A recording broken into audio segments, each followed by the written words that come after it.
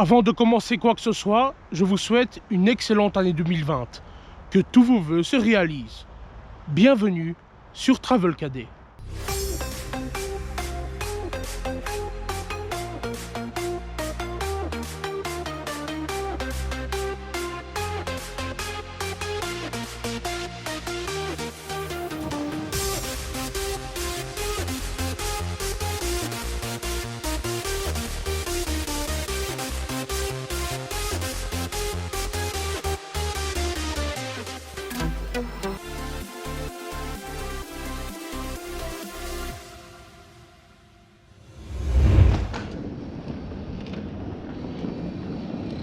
On se retrouve à Bruxelles Midi pour tester et analyser Blablabus, une compagnie d'autocar longue distance.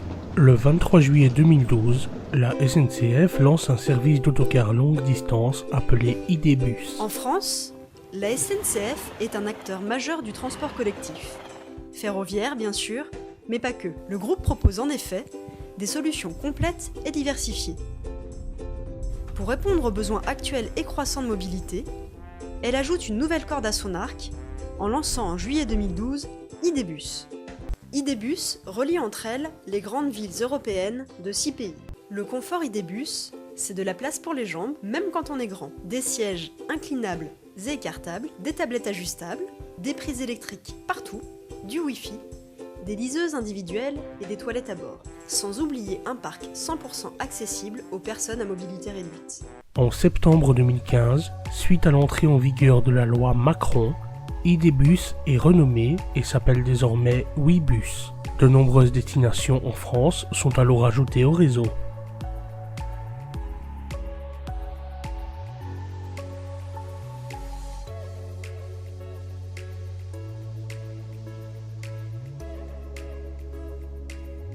Le 1er juillet 2019, la compagnie de covoiturage Blablacar rachète Ouibus à la SNCF.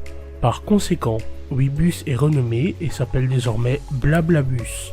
60 villes du Benelux et d'Allemagne sont ajoutées au réseau. Voilà, c'était la petite histoire de Blablabus. Mais revenons à nos moutons, car quand on parle du loup, on voit le bout de sa queue. Mon Blablabus a déjà été mis en place et attend ses voyageurs un quart d'heure avant le départ. Le premier autocar que je vais prendre est un VDL Futura. Le départ de Bruxelles Midi était prévu à 8h, mais nous sommes partis à 8h07, car les chauffeurs ont attendu des voyageurs qui ne sont pas venus. Attendez, je suis déjà en route et je ne vous ai même pas dit où je vais. Après tout, ce ne serait pas la première fois, n'est-ce pas? Je me rends à Munich en Allemagne avec une correspondance à l'aéroport de Cologne-Bonn. Il s'agit d'un voyage de 780 km que Blablabus est censé parcourir en 15h30 avec 3 heures de correspondance. Venez avec moi, en route.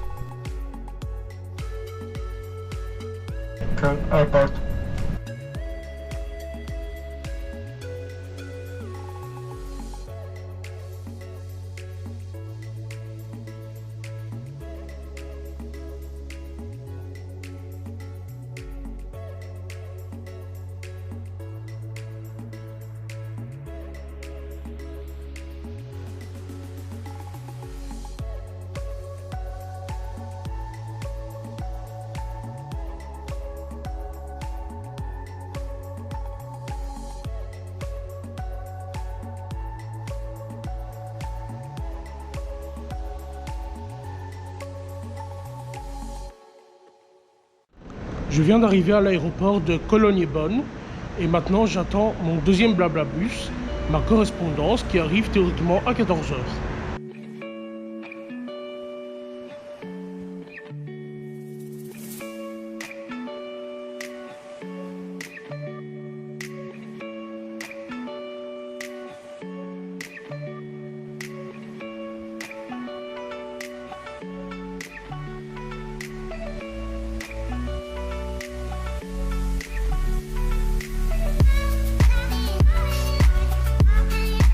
Le second bus que je vais prendre est également un VDL Futura. Il est mis en place 30 minutes avant le départ. Il n'y a que 6 personnes qui voyagent à bord. Le voyage va être posé, tranquille, au calme.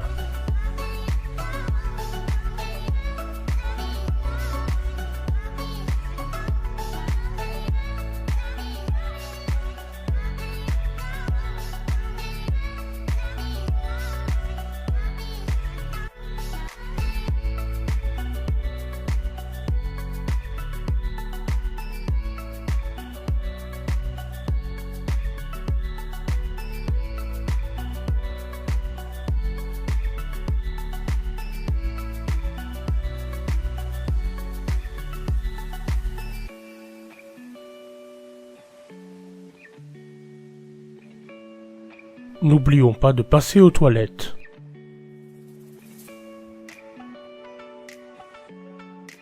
Les toilettes sont propres et ne puent pas. Mais il ne faut pas être claustrophobe. Ou gros.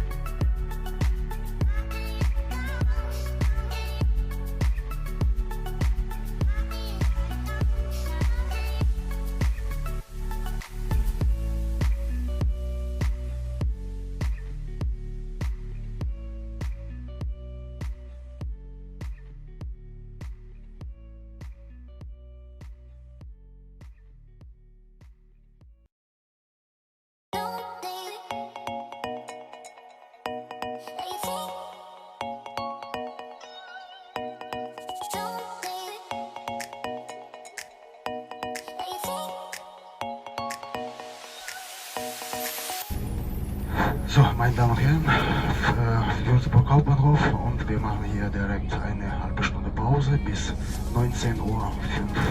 Ich wiederhole, unsere Abfahrtzeit um 19:05 Uhr.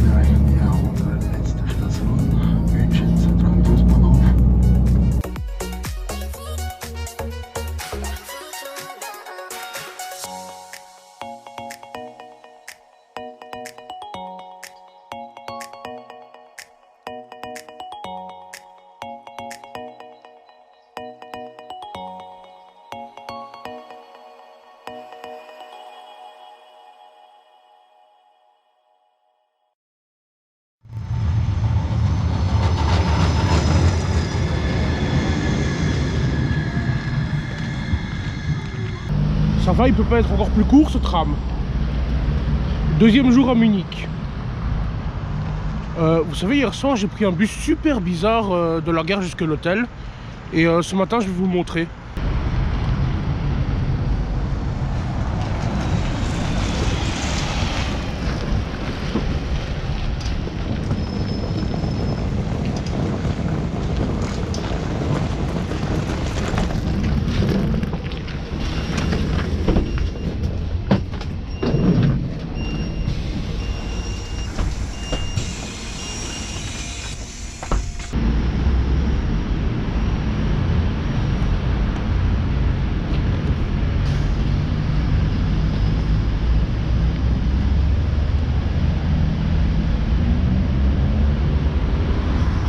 Correspondance maintenant à cet arrêt qui me rappelle vaguement l'arrêt Hermann de Brou. On est descendu du bus et on continue en tram jusqu'à la gare. Il est un peu dangereux cet arrêt. Il devrait mettre des barrières comme à la Stib.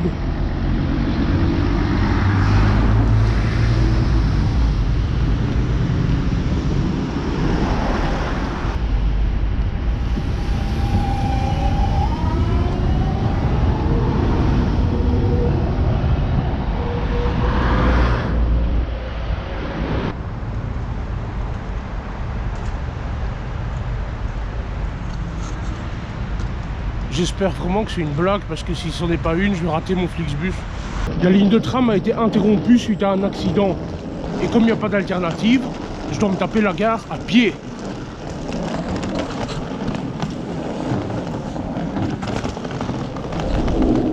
Ok, donc maintenant on va passer à la conclusion Blablabus. J'ai réuni 23 critères d'évaluation. Donc ce sera une note sur 23, comme Madame Defesch. Et cette note sera remise en pourcentage. Donc, pour commencer, la réservation. Donc, on peut réserver les billets sur le site internet. La réservation est assez simple et le site accepte les cartes de débit. Maintenant, en ce qui concerne le prix. Vous savez, dans ma haute école, un jour, une fille m'a dit que l'autocar était un moyen de transport pour les pauvres. Et aujourd'hui, je suis obligé d'admettre que je suis d'accord avec elle, car pour le trajet Bruxelles-Munich, un trajet de 780 km, j'ai payé mon billet 6 €, ce qui revient à moins d'1 centime par kilomètre. Et si vous ne me croyez pas, je vous mets la preuve en image. Localisation et accessibilité de l'arrêt. L'arrêt Blablabus à Bruxelles se trouve derrière Bruxelles Midi. Il est accessible en train, métro, tram, bus, etc. Par contre, depuis la station de métro, comme depuis la gare SNCB, il n'y a aucune indication pour trouver cet arrêt. De même, à l'arrêt Blablabus même, il n'y a aucun panneau qui indique qu'il s'agit d'un arrêt Blablabus. Identification du véhicule. Les deux autocars que j'ai empruntés avaient la livrée Blablabus ainsi qu'une girouette indiquant le numéro de la ligne, la destination ainsi que les arrêts desservis. Lors de l'embarquement, malheureusement, il m'était impossible de charger mon billet sur l'application. Je ne sais pas à quoi c'était dû, peut-être un bug, j'en sais rien, je m'en bats les couilles.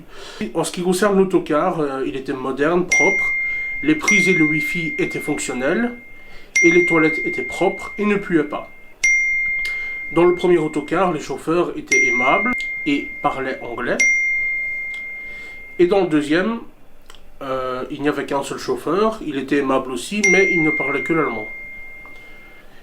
Durant le voyage, information. Dans le premier autocar, pas d'annonce de bienvenue. Dans le second, pas d'annonce de bienvenue. Les annonces des arrêts et des pauses étaient faites uniquement en allemand. Et il était impossible de visualiser le trajet en cours sur l'application. Moi, quand je suis en voyage, j'aime bien savoir où je suis, à quelle heure sont les arrêts, à quelle heure j'arrive, s'il y a du retard, etc. Ici, c'était pas possible et ça m'énervait. En ce qui concerne la conduite des chauffeurs, sur le trajet entre Francfort et Munich, ils conduisaient dangereusement. Donc, d'après ce que j'ai relevé ici, ça nous fait une note de 14 sur 23 et remis en pourcentage, ça nous donne une cote de 61%. Donc ce qui n'est pas un échec, mais je crois qu'on peut mieux faire.